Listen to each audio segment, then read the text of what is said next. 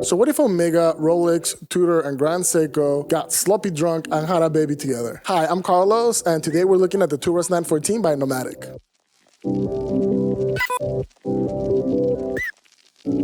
So this is the Turas 914. This is a micro brand watch made in Belfast by a relatively new brand called Nomadic. The watch is going to be relatively controversial in this space because it's a watch that definitely borrows a lot from other very well-known designs. With that said, Nomadic does sort of add its own flavor to all of those designs, making something that does not quite come across as a homage, while at the same time paying respect to their hometown of Belfast, where their company is based and where they assemble, quality control, and basically make these watches happen. Before we get started, I do want to point out that this watch was sent to me by the good folks over at Nomadic. They have let me borrow this watch for the purpose of this review. I am going to be returning this watch to them as soon as the review is over. They have absolutely no say in this review, and everything that you will hear about this watch will pretty much be my unfiltered opinion. Okay, so if you guys have watched my reviews before, you guys know that I like to start with fit and finish. So the fit and finish for this particular watch is pretty good. Pretty much what you're gonna see is your standard sports tool watch finish, which is mostly going to be brushed all through the case. The case is very nice put together. This is the part of the case that looks quite a bit like either an Explorer or a Tudor Ranger, except for the fact that the case has this really beautiful undercuts that really change the shape of the case, making it fit the wrist better, while at the same time giving you that optical illusion of the watch wearing much thinner than it actually is. And this is a detail that I really like about the case that they've designed. The majority of the case finish is brushed, as I mentioned earlier, but we will see very nice polished bevels on the edges of the sides of the watch to make the entire watch just look really classy while at the same time really sporty, but definitely bringing that kind of old school sense of elegance that you find in those kind of Explorer type of watches. The bezel in this watch is also really nice. It's also completely polished. This is probably the largest part of the watch that has polish, but it is very beautiful and has a very nice conical shape, which actually adds some pretty nice surfaces, angles, and edges to really make the bezel play really nicely in the light. The Turas does come with a very nice signed crown. This particular watch itself actually doesn't have any crown protection, giving you that kind of old school skin diver kind of vibe to the watch, definitely making it look a little bit more sort of vintage inspired, while at the same time remaining very, very modern. As we move away from the case and into the dial, this is where we're probably gonna find the most interesting part of the watch and the one that is worth paying the most attention to.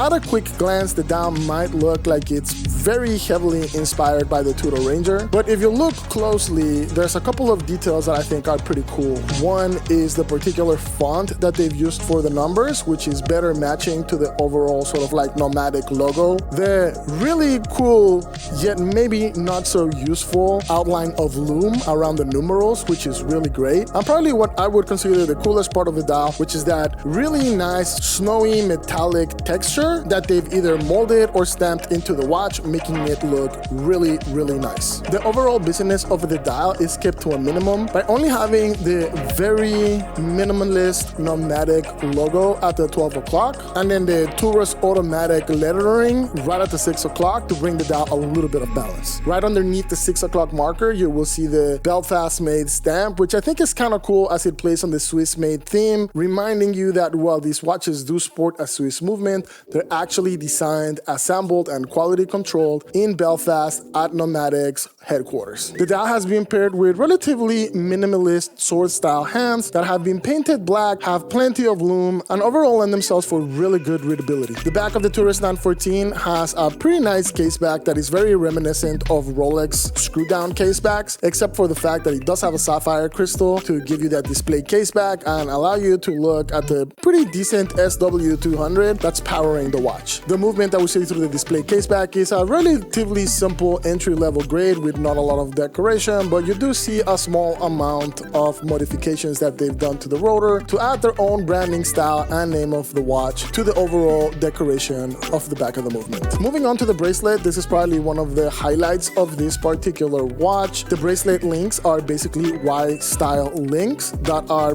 relatively nice, completely brushed, a little bit of polishing on the side with a small amount of beveling on the corners to give them just a little bit of pop in the light. The end links are also really nice. They're full solid end links links. They are equipped with toolless spring bars, so you can remove the metal bracelet on and off relatively easily. And they also attach to the bracelet through female end links, which makes the watch itself actually wear much closer to that lug-to-lug size. Even though the bracelet has Y-style links, the bracelet still has a lot of fluidity to it. It's very comfortable. It doesn't really bunch up too much, and it doesn't pull any hairs, and it's just overall a very comfortable bracelet to wear. The clasp is brushed to match the rest of the bracelet with a very nice sort of etched N on the corner of the bracelet to sort of add a little bit of that Nomadic branding to the clasp. Another great highlight of the clasp is the on-the-fly micro adjustment system that they've put on the clasp. After you've removed links to size the bracelet to your wrist, this system will really allow you to get that on-the-fly adjustment to really get that perfect fit, and also be able to adjust it anytime that you feel that like maybe it's too hot and your wrist maybe swelled up or something like that. It's very easy to just basically take the watch off, use the micro adjustment system to make some adjustments, and then put the watch back on. So that is definitely a great system. All right, so let's get into the nerdy part of the review, and that's the accuracy. All of the watches that I review, I test over 6 positions, and while the chronograph is not gonna tell you the entire story of how accurate a particular watch is, I think it does give us an idea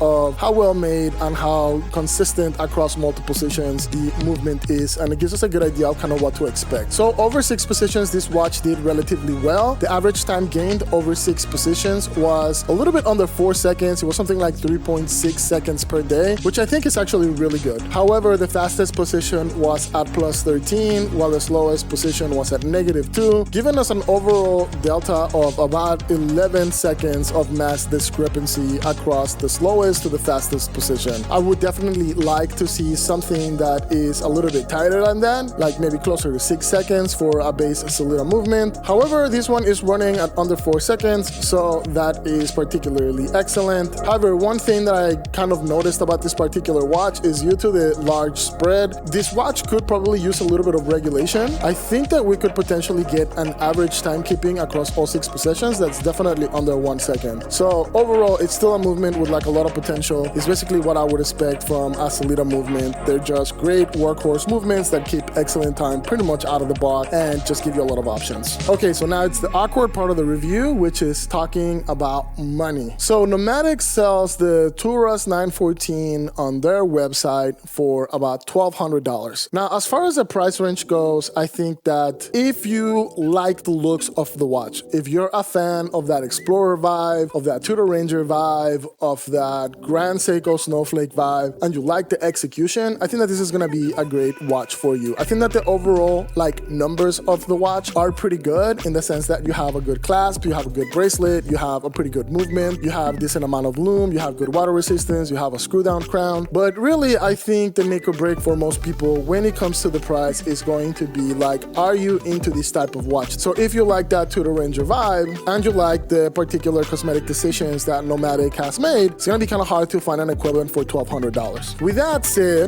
if you're a person that just loves watches and you're looking at multiple different options, the $1,200 price range is an incredibly competitive price range, not just for micro brands, but at all levels. Because now you're talking about competing with things like Christopher Ward 12, with the Mito Multi-Fort TV Big Date, and even other watches that I would say have much higher finish and much higher grade movements and complications, like the Seiko Sharp Edge GMT or even like the Mito Ocean Star GMT. Those are all watches that you're going to be able to get at the $1,200 range or maybe even less. Playing around with the price could be a way that Nomadic could win a few more people over, right? Just kind of giving people a little bit more value. Not that they're not giving enough value now, but as I said, there is just so many options at that price range, at that market, that unless you're looking for this one really specific thing, it's gonna be hard for you to justify the full cost of $1,200. All right, so with that said, let's get into the likes and dislikes. Let's start with the likes. Honestly, I really love this watch. I would be very tempted to actually buy one for myself. If it was maybe 20% cheaper, then I think that this would be kind of like a no-brainer for me, because I really dig kind of what they've done. I mean, I'm never gonna own a Tudor on an Explorer, and I don't want like straight up homages of those things. I don't want a watch that looks just like those, but there are elements of those watches that I really like, and I think that Nomadic actually did like a really good job with this watch of implementing the parts of those watches that I like. And overall, I feel like this watch looks freaking awesome. If it was just a little bit cheaper, then I would be pretty stoked to pick one up, to be honest, because I do think that from a design perspective, a quality perspective, and overall package that you're getting, they did a really good job for somebody who's like me, who really appreciates and like this particular aesthetics and is open to the story, the branding, and the particular twist that Nomadic is putting on their watches to make them their own and not just make them clone copies of something else. As far as dislikes, for the price of $1,200, I would have liked to have seen either a COSC certified movement or a Elabora grade movement, something that really pulled us away from that base SW200 that maybe had either more decoration or had just basically a higher quality timekeeping movement. I think that if they were to upgrade something like that, and if they could afford the cost of doing something like that, so only that $1,200 price would be a lot easier. So I think that there's some room to be worked there. So even if it's not necessarily bringing the price down, maybe offering a slightly higher quality movement or a more decorated movement in the watch so that you just get to enjoy that display case back a little bit more. The last thing that I'll kind of put in the dislikes, and to be honest, these are not sort of my dislikes. This is something that as I shared pictures of the watch with the community and I talked to different people, these are things that were kind of brought up by folks that I think that they're gonna vary. It's gonna be all subjective, but I think it's kind of worth picking them up. The hands might be a little short. I think that if the second hand was a little bit longer and actually extended all the way out to the minute and second markers, I think that that could look a little bit nicer. And also the proportions of the hour hand a little bit weird. I feel like the hour hand could also be just a little bit longer. Right now, it just feels a little bit stubby.